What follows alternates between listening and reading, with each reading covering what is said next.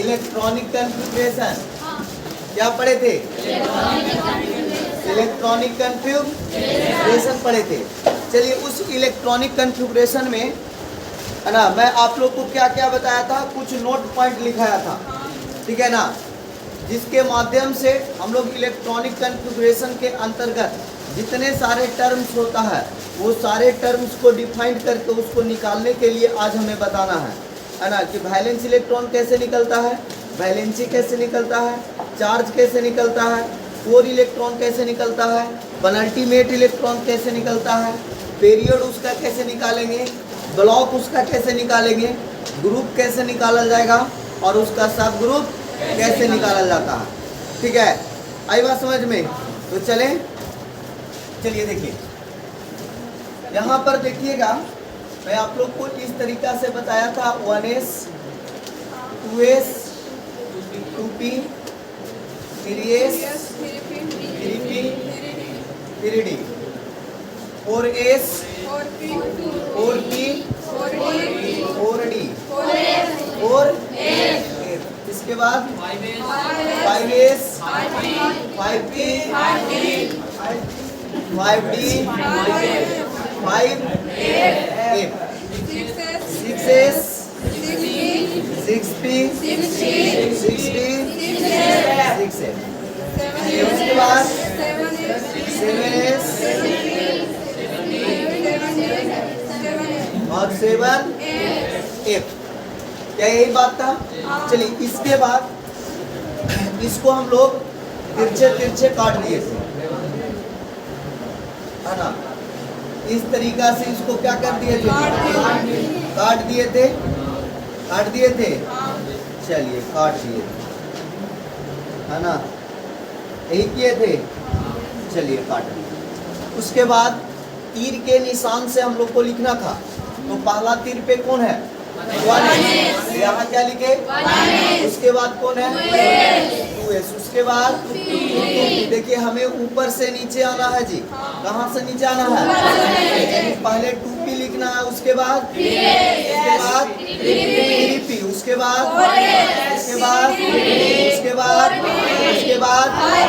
5s, है ना, यानी हमें ऊपर से नीचे आना है। 3d 4p 5s 4d 5p 6s 4f 5d 6p 7s, है ना।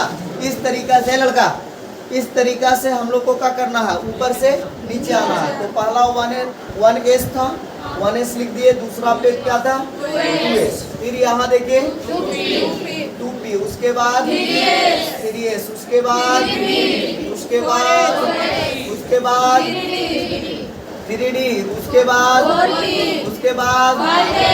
5, उसके बाद 4d, उसके बाद 5p, उसके बाद 4, उसके बाद 5d, उसके बाद इस तरीका से आप पूरा लिख दीजिएगा। चलिए एक बात यहाँ के बाद में और आप लोग को बताया था कि अगर S है ना, तो इसमें मैक्सिमम इलेक्ट्रॉन 2 रहता है। S में कितना मैक्सिमम इलेक्ट्रॉन रहता है? 2 मैक्सिमम इलेक्ट्रॉन रहता है। अगर P है तो मैक्सिमम इलेक्ट्रॉन, P है तो मैक्सिमम इलेक्ट्रॉन, F है तो मैक्सिमम इलेक्ट्रॉन 14 है। S का S में कितना? P में कितना? D में कितना? F में कितना? 14। ये कितना मैक्सिमम इलेक्ट्रॉन रहता है। चलिए अब जो हम लोग को देखना है इलेक्ट्रॉनिक कन्फिग्रेशन, इसके ऊपर बैठाइए। तो 1s है, तो s है तो कितना रखेगा? s है तो p है तो s है तो p है तो 2 10 6 2 10 6 10 6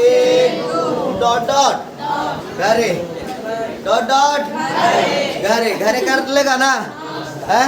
चलो अब बाबू देखो, जैसे हमें किसी का इलेक्ट्रॉनिक विन्यास कोई भी तत्व दे दे, उससे कोई डरना उड़ना नहीं है, ठीक है। कोई भी तत्व दे दे और उसका इलेक्ट्रॉनिक विन्यास निकालने के लिए कहे, है ना। अब ये मैंने लॉन्ग मेथड बता रहा हूँ, फिर मैं इसका शॉर्ट मेथड दे दूंगा, क्लियर हो जाएगा। चाहे 110 के काहे ना कह दे, है ना, 2 मिनट में आप निकाल करके पूरा बता दीजिएगा। पूरा उसका पीरियड ग्रुप, ब्लॉक, सब ग्रुप सब निकाल के बता दीजिएगा, ठीक है, कहीं से देगा कोई नहीं फंसेगा जी। चलो देखो, जैसे अभी छोटा छोटा एग्जांपल लेते हैं। जैसे मान लिया जाए सोडियम लिए, है ना, सोडियम कितना पर है? 11 पे। अब इसका इलेक्ट्रॉनिक विन्यास कीजिए। तो इलेक्ट्रॉनिक विन्यास करिएगा तो यहाँ क्या है, पहले 1s लिखेगा। 1s कितना इलेक्ट्रॉन रखता है? फिर क्या लिखेगा? AB कितना इलेक्ट्रॉन? 2p 6 electron. अब आएगा कौन? 3s। अब भाई यहाँ पे बताना, देखिए यहाँ पे कितना इलेक्ट्रॉन था? 11 इलेक्ट्रॉन है, 11 प्रोटॉन है ना। किसी के परमाणु संख्या क्या होता है? तो मैंने बताया था the total number of electron, परमाणु के नाभिक में जितना प्रोटॉन के संख्या होता है ना, उसी को हम लोग परमाणु संख्या बोलते हैं। और जितनी प्रोटॉन के संख्या होती है उतना ही इलेक्ट्रॉन के भी संख्या होता है, यानी प्रोटॉन के संख्या इलेक्ट्रॉन के संख्या के बराबर है। सोडियम के परमाणु संख्या 11 होता है, मतलब इसमें प्रोटॉन का संख्या भी कितने होते हैं? तो इसका इलेक्ट्रॉन का भी संख्या कितना होगा? 11 होगा।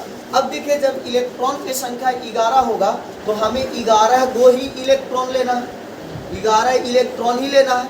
अब बताइए, आप 2 इलेक्ट्रॉन यहाँ लिए, 2 और 2 4 और 6 10। अब 3s आएगा, तो s जितने भी होते हैं वो कितना इलेक्ट्रॉन रखता है? 2। मैक्सिमम 2 इलेक्ट्रॉन रख सकते हैं। मैक्सिमम कितने? 2। तो कम से कम कितना इलेक्ट्रॉन रख सकता है? 1। और इसलिए हम इसको कितना इलेक्ट्रॉन दे दिए? 1, है ना। इसी को हम लोग ऐसे बनाते थे। ये पहला कक्षा है जी, कौन सा कक्षा? ये पहला कक्षा है ना। देखिए 1s, यानी मैंने आपको ये भी बताया था कि जो 1s लिखा था ये 2s लिखा था है, तो इसमें जो 1 होता है ये ऑर्बिट होते हैं, है ना। ये क्या होते हैं? और ये जो sp-df होते हैं ये सब ऑर्बिट होते हैं। क्या होते हैं?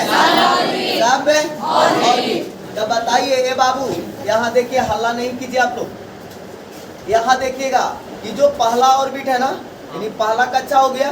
पहला कक्षा में कितना? 2। दूसरा कक्षा देखिए, 2 इलेक्ट्रॉन यहाँ और 2 इलेक्ट्रॉन यहाँ। तो दूसरा कक्षा में टोटल इलेक्ट्रॉन कितना होगा? 8। 2 और 6 8। और तीसरा कक्षा में कितना इलेक्ट्रॉन? यही को हम लोग 9 10 क्लास में क्या बना देते थे? 2 8 1, 2 8 1, 2 8 1। जबकि रियलिटी क्या था? कुछ ऐसा था, ठीक है ना। चलिए देखिए,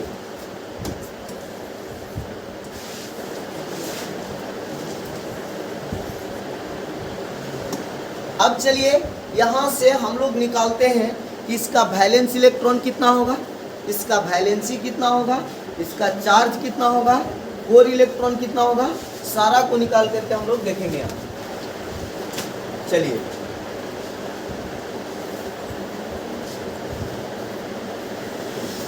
देखिए, आप लोग को मैंने बताया था कि वैलेंस इलेक्ट्रॉन क्या होता है। वैलेंस इलेक्ट्रॉन क्या होता है, मैंने डिफिनेशन बताया था। वैलेंस इलेक्ट्रॉन का डिफिनेशन क्या बताया था, बताइए। Total number of electron present in outer most orbit, सबसे बाहरी कक्षा में जितने इलेक्ट्रॉन्स उपस्थित होते हैं उसी इलेक्ट्रॉन्स को हम लोग क्या बोलते हैं, है ना, वैलेंस इलेक्ट्रॉन। क्या बोलते हैं? Valence electron. और एक बात बताए थे, वैलेंसी। एक बात क्या बताए थे? वैलेंसी। तो वैलेंसी क्या था? तो अक्रिय गैस के नियम के पालन करने के लिए कोई भी तत्व जितना इलेक्ट्रॉन किसी को देता है यानी लॉस करता है, और जितना इलेक्ट्रॉन किसी से लेता है यानी गेन करता है, उसी इलेक्ट्रॉन्स को हम लोग वैलेंस इलेक्ट्रॉन कहते हैं। और वही मेरा चार्ज भी होता है। वैलेंसी और चार्ज दोनों क्या होगा? सेम होगा। जितना इलेक्ट्रॉन दिया या जितना इलेक्ट्रॉन लिया, किसके नियम का पालन करने के लिए? अक्रिय गैस का, है ना, इनर्ट गैस के नियम का पालन करने के लिए जितना इलेक्ट्रॉन देगा या जितना इलेक्ट्रॉन लेगा, वही उसका क्या होगा? वैलेंसी इलेक्ट्रॉन होगा, यानी वैलेंसी होगा। और वैलेंसी ही क्या होते हैं? चार्ज होते हैं, है ना। लेकिन वैलेंसी और चार्ज में डिफरेंस क्या था कि valency is always positive. Valency जो होता है वो हमेशा पॉजिटिव होता है, लेकिन जो चार्ज होते हैं वो पॉजिटिव भी होते हैं और नेगेटिव भी होते हैं, है ना, दोनों होते हैं। और मैंने आप लोग को एक टेबल बताया था, और वो टेबल में ये बताया था कि ये वैलेंस इलेक्ट्रॉन और ये वैलेंसी और फिर क्या लिखे थे, चार्ज लिखे थे। यही लिखे थे कि अगर बाहरी कक्षा, ये बाहरी कक्षा का ना इलेक्ट्रॉन होता है, सबसे बाहरी कक्षा का इलेक्ट्रॉन होता है, उसी को हम लोग वैलेंस इलेक्ट्रॉन कहते हैं। अगर बाहरी कक्षा में एक इलेक्ट्रॉन होता था तो उसका वैलेंसी कितना हो जाता था और चार्ज कितना, +1। अगर बाहरी में 2 इलेक्ट्रॉन होता है तो उसका वैलेंसी कितना, चार्ज कितना। अच्छा, ये ऐसा काहे हो रहा था? तो जैसे देखिए सोडियम का ही देखिए, अभी हम लोग तुरंत बनाए हैं सोडियम का, देखिए इसी को लिखे थे 2 8 1। तो बताइए अगर हम इसको 2 8 1 देखें और अकीय गैस में क्या होता है, जितने भी एलिमेंट्स होते हैं एक्सेप्ट हीलियम को छोड़ करके वो सभी को आप इलेक्ट्रॉनिक कन्फिग्रेशन करिएगा तो लास्ट में कितने इलेक्ट्रॉन आएंगे, 8 इलेक्ट्रॉन आता है। ठीक है, यही होता है अकीय गैस का नियम कि बाहरी कक्षा में कितना इलेक्ट्रॉन होनी चाहिए, 8 इलेक्ट्रॉन होनी चाहिए। लेकिन इसके बाहरी कक्षा में कितना इलेक्ट्रॉन है, 1 इलेक्ट्रॉन है। इसको 8 होने का 2 कंडीशन। क्या कंडीशन? कंडीशन नंबर पहला कि या तो ये 7 इलेक्ट्रॉन किसी से या 1 इलेक्ट्रॉन किसी को। अगर 1 इलेक्ट्रॉन किसी को दे देगा तो ये वाला खत्म हो जाएगा इलेक्ट्रॉन, तो बाहरी कक्षा यही ना बचेगा जी। और बाहरी कक्षा बचेगा तो बाहरी में 8 ना हुआ। अरे बोलिए, अरे होगा कि नहीं होगा?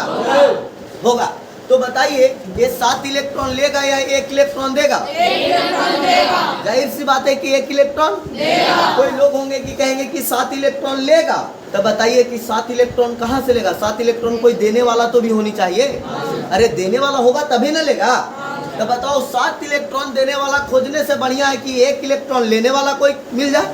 तो बताइए 1 इलेक्ट्रॉन देना पसंद करेगा, लेना पसंद नहीं करेगा। उसी प्रकार अगर 2 रहेगा बाहर में तो क्या करेगा, 6 को लेगा या 2 को देगा। तो आप क्या करिएगा, 2 को दे देंगे, जाहिर सी बात है।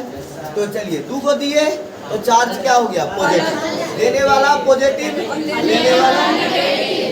अगर बाहरी कक्षा में 3 इलेक्ट्रॉन, यहाँ 3, अगर 4 तो यहाँ प्लस माइनस। अब यहाँ पर ही देखिएगा क्या है, अगर वो मेटल होगा तो देगा इलेक्ट्रॉन, और अगर नॉन मेटल होगा तो लेगा। बात समझ में आ रहा है? लेकिन रियल जो होता है मेटल का चार्ज जो होता है वो 3 तक होता है। समझ में आया? यानी जो धातु होंगे वो 3 को चार्ज रखता है, 1 2 और 3। ठीक है, ये बात को दिमाग में रखिएगा। ठीक है, क्यों? क्योंकि वो इलेक्ट्रॉन को देता है, लॉस करता है, और उसके ऊपर कंडीशन क्या होगा, +1 चार्ज, +2 चार्ज, +3 चार्ज। अब देखिए अगर बाहरी कक्षा में 5 इलेक्ट्रॉन होगा तो अभी 3 इलेक्ट्रॉन लेगा 8 होने के लिए। 6 होगा तो 7 होगा तो -1, और 8 होगा तो 8 होगा तो 0, 8 होगा तो, यानी कहने का मतलब है ना लेगा ना देगा। ठीक है ना, नो लॉस नो गेन। ठीक है, आई बात समझ में? चलिए ये टेबल हम आप लोग को पहले बता चुके थे कि अगर 1 इलेक्ट्रॉन बाहरी कक्षा में होगा तो उसका वैलेंसी 1 होगा, चार्ज +1 होगा। 2 इलेक्ट्रॉन बाहरी कक्षा में होगा तो वैलेंसी 2 होगा, चार्ज +2 होगा। 3 इलेक्ट्रॉन बाहरी कक्षा में होगा तो वैलेंसी 3 होगा, चार्ज +3 होगा। 4 इलेक्ट्रॉन बाहरी कक्षा में होगा तो उसका वैलेंसी 4 होगा, + चार्ज होगा। अब वहाँ पे देखना पड़ेगा कि उसका नेचर क्या होगा। लेकिन अगर बाहरी कक्षा में कितना होगा तो उसका वैलेंसी 5 का 3, गलत लिखा हुआ, मिस्टेक। 5 का क्या होगा, 3, 5 का यानी 3 इलेक्ट्रॉन लेगा, है ना। तो क्या बताए थे, जितना लेगा, अरे 6 का 6 लिख दिए हैं, 2, 6 का कितना, 2। कोई दिक्कत? चलिए बिठा दे, इसको ऊपर कर दे। चलिए जी, अभी देखिएगा आप लोग, ध्यान थोड़ा सा दीजिएगा क्या होगा। जब हम लोग सोडियम का बनाए तो सोडियम के बनाए तो क्या आया था, 1s2 2s2 3s1 3s1। अब इसका सारा चीज निकालिए, देखिए कैसे निकलेगा। तो बताइए कि वैलेंस इलेक्ट्रॉन पहले निकालते हैं, उसके बाद निकालते हैं वैलेंस, उसके बाद निकालते हैं चार्ज, उसके बाद निकालते हैं कोर इलेक्ट्रॉन। कौन सा इलेक्ट्रॉन? उसके बाद निकालते हैं पेनल्टीमेट इलेक्ट्रॉन, फिर निकालते हैं पेरियोड, ठीक है, फिर निकालते हैं क्या? ब्लॉक, फिर निकालते हैं ग्रुप, और उसके बाद एट लास्ट में क्या निकालेंगे? सब ग्रुप, है ना। आप लोग ध्यान से देखिएगा, ध्यान से देखिएगा, ठीक है, बहुत इंपॉर्टेंट है बाबू, ध्यान से देखिएगा। अब इसका वैलेंस इलेक्ट्रॉन कितना होगा? तो मैंने वैलेंस इलेक्ट्रॉन का परिभाषा क्या बताया कि सबसे बाहरी कक्षा के कुल इलेक्ट्रॉन, सबसे बाहरी कक्षा के भाई, इसको में सबसे बाहरी कक्षा कौन है? बाहरी का मतलब सुनिए, एक मिनट, बाहरी का मतलब आप एक कदापि नहीं समझिएगा कि जो सबसे लास्ट में आ जाए। बाहरी का मतलब आपको ये समझना है कि जो सबसे बड़ा कक्षा होगा। बाहरी का मतलब दिमाग में क्या सेट करना है? सबसे बड़ा कक्षा। तो बताइए, ये पहला कक्षा था, ये दूसरा कक्षा है, ये भी दूसरा कक्षा है, लेकिन ये तीसरा कक्षा है। तो तीसरा कक्षा मतलब सबसे बड़ा कक्षा हो गया, ठीक है। इसमें इलेक्ट्रॉन के संख्या कितना? 1। तो बताइए वैलेंस इलेक्ट्रॉन कितना हो गया? वैलेंस इलेक्ट्रॉन, और बताइए तो जी वैलेंस इलेक्ट्रॉन 1 का वैलेंसी कितना होगा? तब बताइए चार्ज कितना होगा? यानी सोडियम पर 1 प्लस हो जाएगा। अब बताइए कोर इलेक्ट्रॉन, क्या? कौन इलेक्ट्रॉन?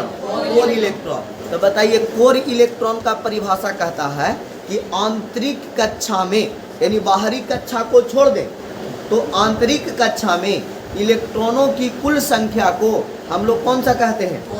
कोर इलेक्ट्रॉन कहते हैं। क्या कहते हैं? कोर इलेक्ट्रॉन कहते हैं। तो बताओ बाहरी कक्षा तो ई हुआ बाबू, तो इस कक्षा को छोड़ देंगे और अंदर वाले कक्षा का इलेक्ट्रॉन गिनिए, तो 6, 2, 8 और 2, 10, यानी कोर इलेक्ट्रॉन कितना हो गया? 10। कोर इलेक्ट्रॉन कितना हो गया? इसी को मैंने सरल स्वभाव में या सरल भाव में क्या बताया था कि बाबू कोर इलेक्ट्रॉन अगर निकालना है तो क्या करिएगा? अगर कोर इलेक्ट्रॉन निकालना है तो आप ये करिएगा कि एटॉमिक नंबर में से वैलेंस इलेक्ट्रॉन को घटा दीजिएगा। यानी एटॉमिक नंबर माने कुल इलेक्ट्रॉन की संख्या, और उसको में से बाहरी वाला घटा दीजिएगा। तो बाहरी वाला घटेगा तो अंदरे वाला ना बचेगा जी, बोलो यही ना बचेगा। तो वही किए थे और इसको हम लोग रख लिए। अब चलिए देखिए पेनल्टीमेट इलेक्ट्रॉन का कहना है। पेनल्टीमेट इलेक्ट्रॉन का डिफिनेशन बताया था कि सबसे बाहरी कक्षा के ठीक पहले, सबसे बाहरी कक्षा के ठीक पहले वाले कक्षा के कुल इलेक्ट्रॉन को पेनल्टीमेट इलेक्ट्रॉन कहते हैं। तो बताइए सबसे बाहरी कक्षा तो 3 था, तो तीसरा कक्षा के ठीक पहले वाला कक्षा कौन आवेगा? 2। अरे 3 के ठीक पहले कौन आवेगा? अब दूसरा कक्षा में कुल इलेक्ट्रॉन देखो, तो दूसरा कक्षा ये भी है, दूसरा कक्षा ये भी है, 2 इलेक्ट्रॉन यहाँ और 6 इलेक्ट्रॉन यहाँ। तो बताइए पेनल्टीमेट इलेक्ट्रॉन कितना हो गया? 8। बोलिए।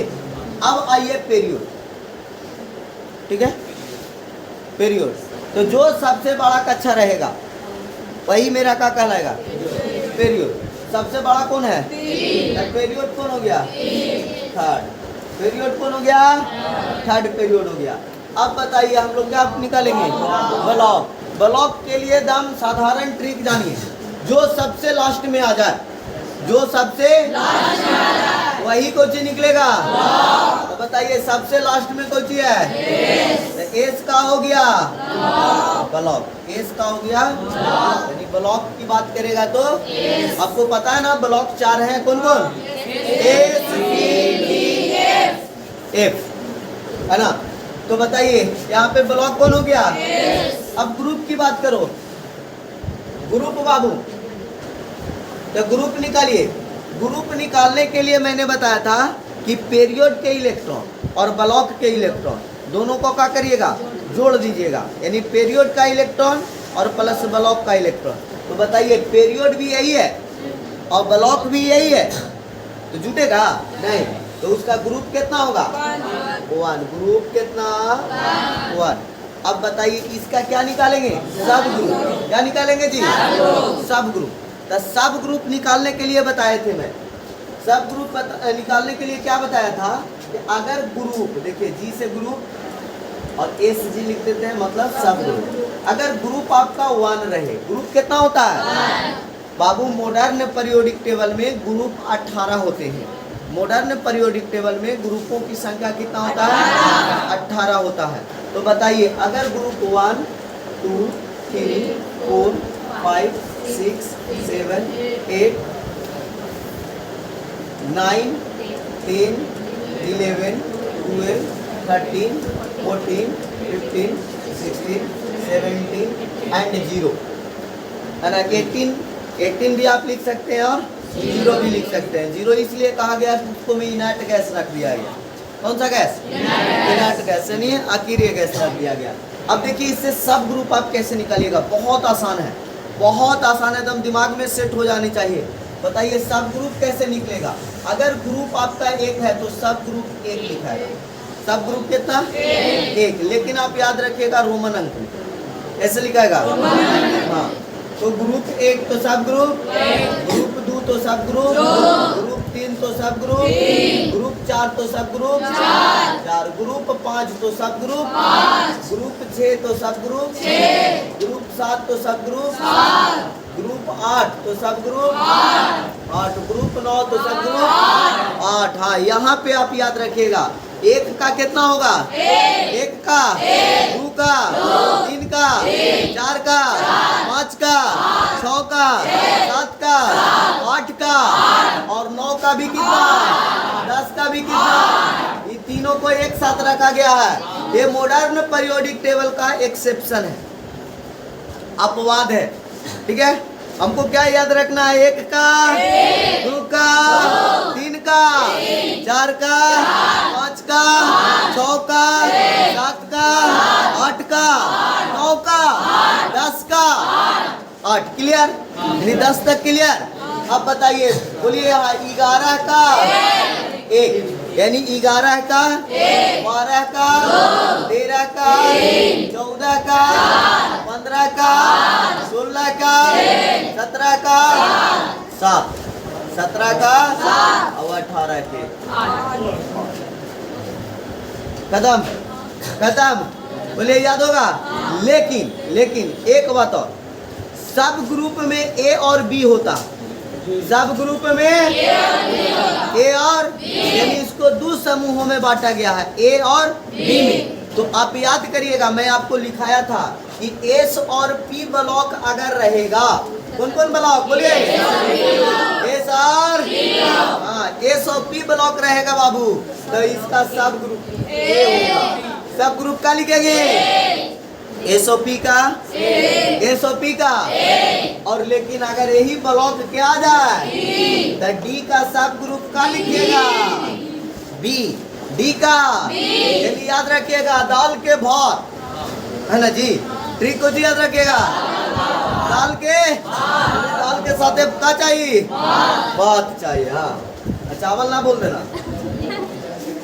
अब बात आया कौन सा block, F block. F block के लिए मैंने 2 पॉइंट बताया था कि अगर 3 से 12 तक रहे ग्रुप कितना, तो उसका सब ग्रुप बी होगा, सब ग्रुप बी होगा। और 13 से 18 तक सब ग्रुप ए होगा।